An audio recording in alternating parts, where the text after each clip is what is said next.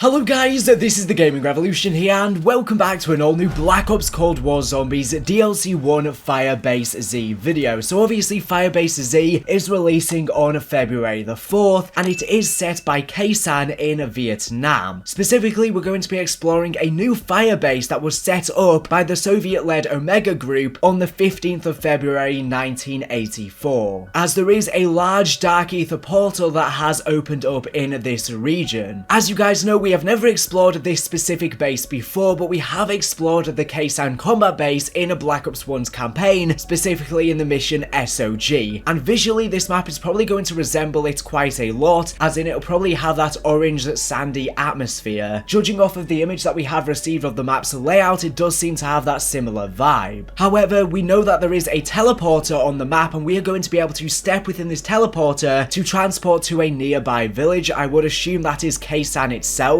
So hopefully that area will be more forested and jungle-y. And today I want to continue a series that I have been doing on my channel for quite some time, and today we're going to be taking a look at the in real life location of Khe Sanh. So in the background of this video I will be showing a bunch of footage from the Khe Sanh combat base. The majority will be the Khe Sanh combat base, some footage will be from nearby areas, but all will be within Khe Sanh, so you can get a visual representation of how this map may resemble. I will leave a link to all of the sources down in this video's description for where this footage has came from, and I do want to go over this area's history. And all of this is coming from history.com that I will leave a link to down in this video's description if you want to go ahead and check it out. I know some people may not be interested in the history, but I think it's always good to learn all of this stuff prior to going into a zombies map, just so that you are further informed and can see where Treyarch may have taken inspiration from, etc. So the Battle of Khe Sanh began on January 21st, 1968, when forces from the People's Army of North Vietnam carried out a massive artillery bombardment on the US Marine garrison at Khe Sanh, located obviously in South Vietnam, near the border with Laos. For the next 77 days, the US Marines and the South Vietnamese allies fought off an intense siege of the garrison, one of the longest and bloodiest battles of the Vietnam War. Obviously, this is what we saw transpire within Black Ops 1's campaign. So this is over 10 years before the zombies map is set. So I'm assuming it's going to be a lot more vegetated. However, there will be a lot of remains from the war, so I'm expecting to see a lot of military bombardment. Anyways, next up, defending Khe Sanh. The US military presence at Khe Sanh began in 1962, when Army Special Forces built a small camp near the village, located some 14 miles south of the demilitarized zone between North and South Vietnam and 6 miles from the Laotian border on Route 9, the principal road from South Vietnam to Laos. US Marines built a garrison adjacent to the army camp in 1966. In the fall of 1967, the People's Army of North Vietnam began to build up its strength in the region, and US officials began to suspect that Khe Sanh would be the target of an attack. Did you know that the number of communist forces killed in the Battle of Khe Sanh would reach around 10,000, compared to the fewer, around 500 US Marines killed in action? General William Westmoreland, commander of the US Military Assistance Command in Vietnam, believed that Vietnamese communist forces had targeted Khe Sanh as part of a general effort to seize South Vietnam's northmost regions and put themselves in a stronger position prior to any further peace negotiations. They had done this successfully against French colonial troops at the Battle of Dien Bien Phu in 1954, prior to obtaining independence at the Geneva Peace Conference. As part of the program codenamed Operation Scotland, Westmoreland reinforced the Marine garrison at Khe Sanh, bringing the total number of troops to around 6,000, stockpiled ammunition, and refurbished the airstrip at the base, all in preparation for a possible attack. The Battle of Khe Sanh finally commenced. The attack finally came on January 21st, 1968, when the People's Army of North Vietnam forces began a massive artillery bombardment of Khe Sanh, hitting the base's main store of ammunition and destroying 90% of its artillery and mortar rounds. So obviously the Khe Sanh combat base is a US military base within Vietnam. However, the base that we are going to be exploring on Firebase Z is Outpost 25, which is, as we were saying, an Omega facility. So we will be seeing Omega zombies on here as opposed to Viet Cong zombies or US zombies. I wonder how far the base is set to the Khe Sanh combat base. I'd assume not that far away. I'm wondering if we're physically going to be able to see it in the distance, or potentially even go to the Khe Sanh combat base, maybe during the Easter egg or via the teleporter about her. However, as you guys know, the main Easter egg is going to revolve around rescuing Samantha Maxis, as she has been captured by Omega and is probably being held on site at Khe Sanh, as she was researching Omega's undoings by this Dark Ether portal in Khe Sanh, and I guess when doing so, she was captured. So yeah, that'll be the Easter egg, and I'm assuming that once we rescue her, she will probably fill us in on a bunch of information surrounding Omega that she has learned whilst being captured. But Omega are way ahead of Requiem in the Cold War, as obviously they have started harnessing the Dark Ether crystals and have managed to use them as an infinite power source. And they have bases set up all over the world where these Dark Ether poles are, and Requiem are lagging behind. Anyways, let's go back into the history. So President Lyndon B. Johnson agreed with Westmoreland's argument that the base should be held at all costs, and US and South Vietnamese forces launched Operation Niagara, a major artillery bombardment of suspected locations of North Vietnamese artillery in the hills surrounding Khe Sanh. I really do hope that we can explore these hills and the jungle part of Vietnam. We know we are going to be exploring this base, and there is a hill behind it. We see a lot of palm trees and stuff like that, and within the village, I'm assuming it's not going to be that forested. I'm hoping we can actually venture out into the forest itself. Anyways, as Johnson, Westmoreland, and other officials considered Khe Sanh to be the primary target of the North Vietnamese, they largely ignored signs of a communist buildup in more urban areas of South Vietnam, which led to the Tet Offensive. This proved to be a mistake, as on January 31st, 1968, a date celebrated as the Lunar New Year, or Test, some 70,000 North Vietnamese and Viet Cong forces launched a coordinated series of fierce attacks on more than 100 cities and towns in South Vietnam. As we were saying, known as the Tet Offensive, this aggressive operation aimed to break army or Vietnamese forces, inspire rebellion among the South Vietnamese population against the regime in Saigon, and drive a wedge between South Vietnam and its powerful ally, the United States. Suddenly, the long and bitter struggle at Khe Sanh began to look like a diversionary tactic meant to tie up US and South Vietnamese resources leading up to the Tet Offensive. So what was the impact on Khe Sanh? News reports of the Battle of Khe Sanh consistently referred to the struggle as another Dien Bien Phu, but in reality, the US and South Vietnamese enjoyed a much stronger position than had the French. In addition to a fleet of helicopters and cargo planes that could resupply and reinforce the besieged Marines, they could rely on the heavy bombing capacity of the B-52 fighter planes, which dropped close to 100,000 explosives on the hills surrounding Khe Sanh over the course of the battle. Though US officials expected a full-scale attack by North Vietnamese forces on the base, it never came, and in March, Westmoreland ordered Operation Pegasus, a joint army, marine, and military assistance command in Vietnam ground advance that relieved the base and ended the siege by mid-April after some around 77 days. So critics have attacked the US war effort in the face of criticism that he had fallen victim to the North Vietnamese diversionary tactic. Westmoreland defended his decision to defend Khe Sanh and claimed the battle as a victory in that it prevented the enemy from gaining control over the northwest corner of South Vietnam and inflicted heavy losses on the People's Army of North Vietnam forces. As anti-war sentiment mounted on the home front in the wake of the Tet Offensive, the Johnson administration lost confidence in the general's strategy of attrition and his claims of progress in the war effort. On March 31st, Johnson announced he was halting most of the bombing attacks in North Vietnam and opening peace negotiations. He also withdrew his candidacy for re-election, and General Crichton W. Abrams replaced Westmoreland as the MACV head in June 1968, and on July 5th he closed the US Marine base at Khe Sanh. And yeah, there's not really much left there. If you actually look on Google Images, there's not really much left at the Khe Sanh combat base. You just have a few military planes, and that is a look at the in real life history of Khe Sanh. Not really much else has happened, so I'm sure not much of this will affect the overall storyline of Firebase Z. Anyways, thank you for watching the video. Make sure to subscribe if you're not here for the latest and greatest Call of Duty news and information. So anyways, thank you for watching, and